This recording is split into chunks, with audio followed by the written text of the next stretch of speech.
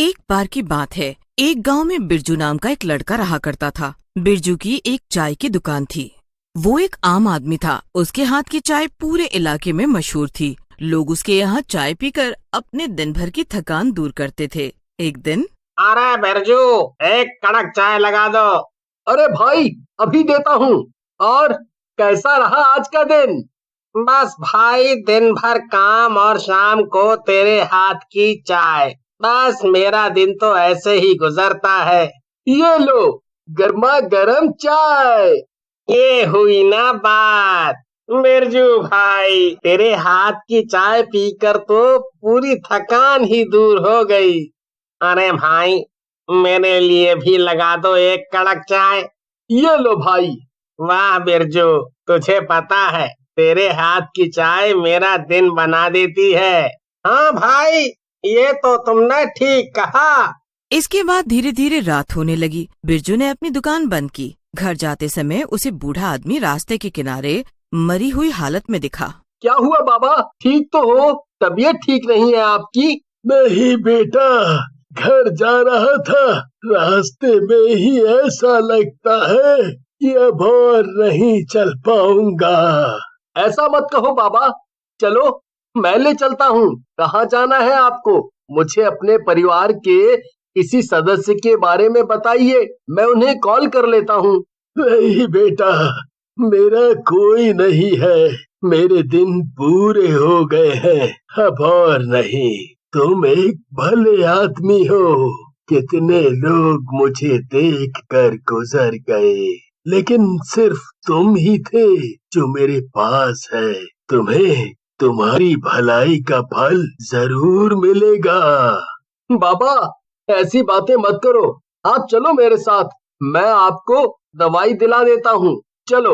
बिरजू ने बाबा को उठाया और थोड़ी दूर जैसे ही चलने लगा, वैसे ही बाबा ने अपने प्राण त्याग दिए। ये देखकर बिरजू को बिल्कुल अच्छा नहीं लगा।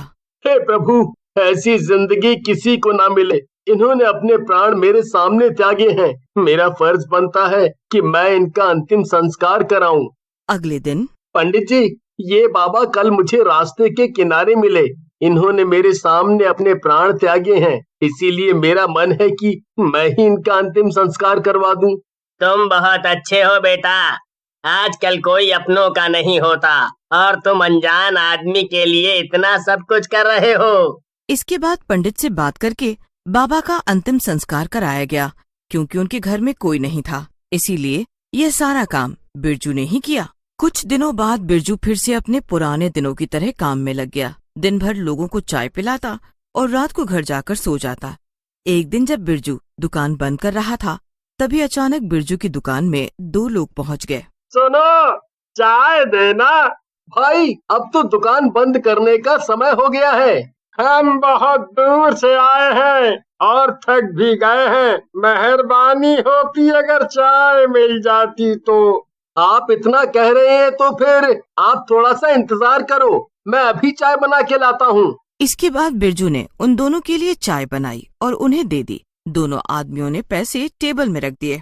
बिरजू उनके टेबल से ग्लास उठाने लगा, तभी उसकी नजर उन दोनों के उल्टे पैरों पर पड़ी। बिरजू वहीं बेहोश हो गया। थोड़ी देर बाद बिरजू को होश आया, तो फिर बिरजू ने दुकान बंद की और उन पैसों को अपनी पैसों की पेटी में हड़बड़ी में रख दिया और घर चला गया। आज आपको इतनी देर कहाँ हो गई जी? कुछ नहीं, बस थक गया हूँ। तुम खाना लगा दो। आप ठीक तो है ना?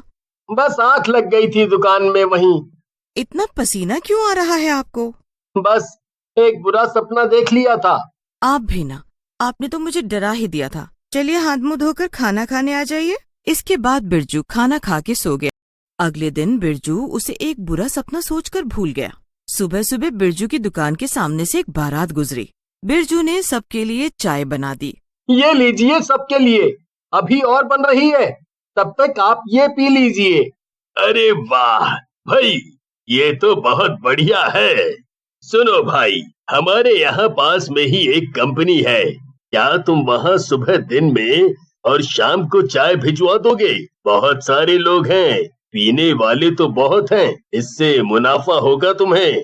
धन्यवाद साहब, मैं जरूर भिजवाऊंगा। अरे धन्यवाद कैसा, बस चाय ऐसी ही होनी चाहिए। इसके बाद बिरजू को बहुत मुनाफा हुआ। धीरे धीरे बिरजू ने अपने साथ काम पे एक लड़का और रख लिया। धीरे धीरे बिरजू को उस दिन की घटना याद आई और उस पर यकीन हो गया। उनके कहे अनुसार उसने उन पैसों को कहीं नहीं खर्च किया। उसने उन पैसों को एक सुरक्षित स्थान पर रख दिया। धीरे धीरे बिरजू की किस्मत बदलने लगी। एक दिन अरे देखो भाइयों, किस्मत हो तो बिरजू जैसी। एक साल में देखो कहां से कहां पहुंच गया। हाँ भाई, तुम ठीक कह रहे हो, पर कहीं कुछ गड़बड़ है।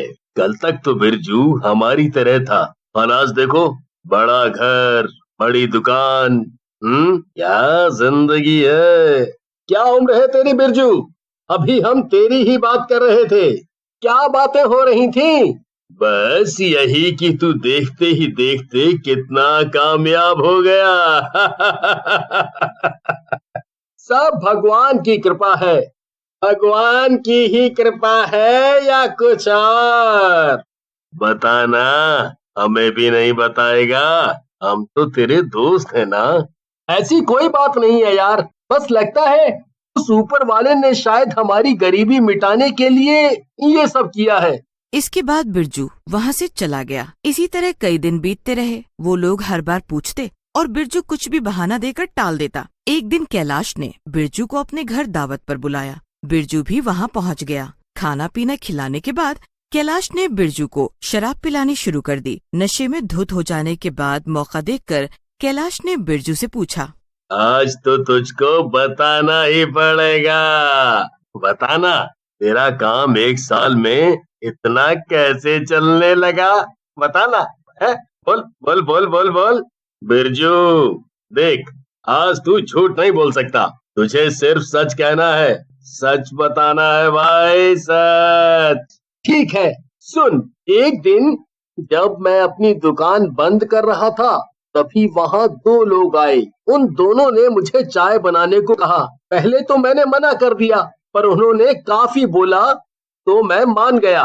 जाते समय उन्होंने कुछ पैसे टेबल पर रख दिए और जैसे ही मैं गिलास लेने टेबल के पास पहुंचा तो मैंने देखा उन दोनों के पैर तो उल्टे थे। मैं डर के मारे वहीं बेहोश हो गया।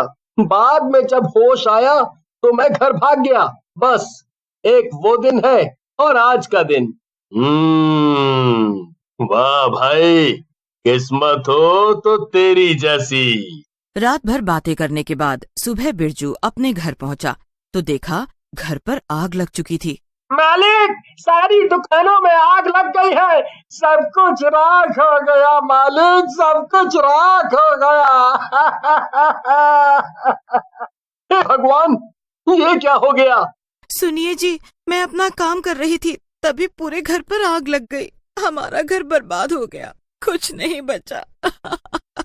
मुझे उन्हें कुछ नहीं बताना चाहिए था। हे प्रभु, ये सब क्या कर दिया मैंने, क्या कर दिया?